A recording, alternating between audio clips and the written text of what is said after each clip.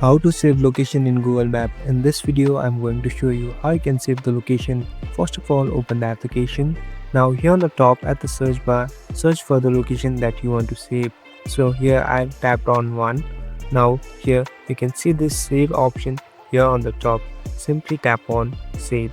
Here you'll be able to have different options whom or which place you want to save into. Here you can even create a new list. Tap on new list and choose a list name. So here I'm typing one, and here on the right top you can see this create button. Tap on create. So this has been created and a new place or list has been created.